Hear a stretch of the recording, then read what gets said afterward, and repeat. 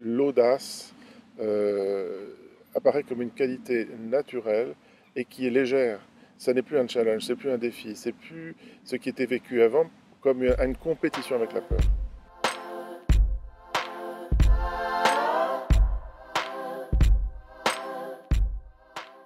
Quand moi j'écoute des personnes, que j'accompagne des personnes qui sont en difficulté, en particulier dans leur capacité à prendre des décisions, à prendre des risques, dans leur vie professionnelle, dans leur vie relationnelle, euh,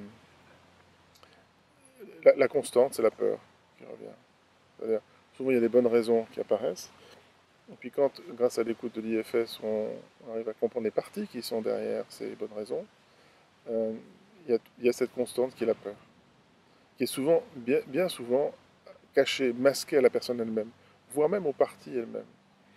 Je crois que c'est ça la question fondamentale, c'est ça le problème fondamental. C'est que, et cette peur, elle est intense, elle peut être vraiment intense, et elle s'est nourrie, elle s'est créée et nourrie par la suite de situations où ce fameux self n'était pas accessible. Il n'était pas là comme une ressource, enfin, il était là, mais pas accessible dans sa capacité à rassurer fondamentalement les fameuses parties qui se sont mises dans des situations de peur, dans des situations traumatiques, pour faire clair. Donc, là encore, la question qui est posée par rapport, dans le regard de l'IFS sur l'audace, c'est que l'IFS permet de comprendre ça, mais de façon non pas intellectuelle, mais de façon depuis le cœur, et de comprendre que, non seulement de comprendre, mais de permettre de réaliser à ces parties qui sont terrorisées certaines, qu'elles peuvent vraiment non seulement se détendre, mais se défaire de leur peur.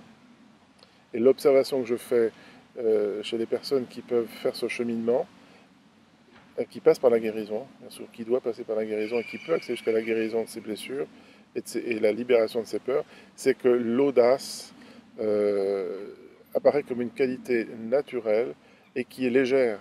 Ça n'est plus un challenge, c'est plus un défi, c'est plus ce qui était vécu avant comme une compétition avec la peur. Et que l'audace, c'est simplement l'envie de... Ça danse avec l'envie de vivre, l'envie de rencontrer l'autre, et que la prise de risque, pour le coup, devient comme un jeu, comme une occasion d'expérimenter des qualités, comme une occasion de créativité. Donc je dirais, l'IFS permet à la fois de comprendre les enjeux dans ce qui bloque l'audace et permet d'accéder chez les individus à dédramatiser tout ça, à une dédramatisation et à vivre en paix avec l'envie de vivre, l'envie de prendre des risques, l'envie d'avoir des aventures, l'envie de découvrir le monde, en passant par des petits défis, mais qui ne sont pas la fin du monde et qui sont tout à fait gérables, soit seul ou bien avec un ou quelques autres. On a les ressources pour faire ces petits pas dont on a tous très envie.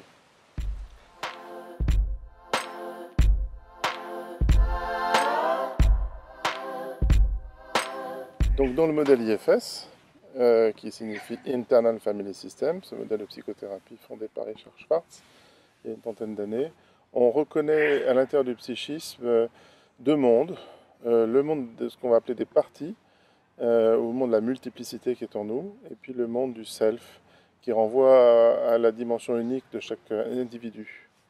Donc le monde de la multiplicité, le monde des parties, c'est un monde foisonnant, qui est vaste, qui constitue tous ces aspects de nous, qu'on aime quelquefois beaucoup ou quelquefois qu'on déteste, dans lesquels souvent il y a des conflits et des tensions. C'est ces bons vieux amis qu'on a qui nous aident à fonctionner, souvent, par exemple, les bonnes vieilles habitudes de se critiquer soi-même ou de critiquer les autres. Ou, voilà. Ça, c'est les parties qu'on aime plus ou moins, mais c'est ces amis avec lesquels on a un compagnonnage. Ça, c'est le monde des parties. Il y a les complémentarités, mais il n'y a plus d'opposition. C'est l'expérience que je suis moi-même, avec toutes mes qualités, vivant, conscient, courageux, calme, curieux, compassionnel, et que dans cet endroit-là, il n'y a pas de conflit.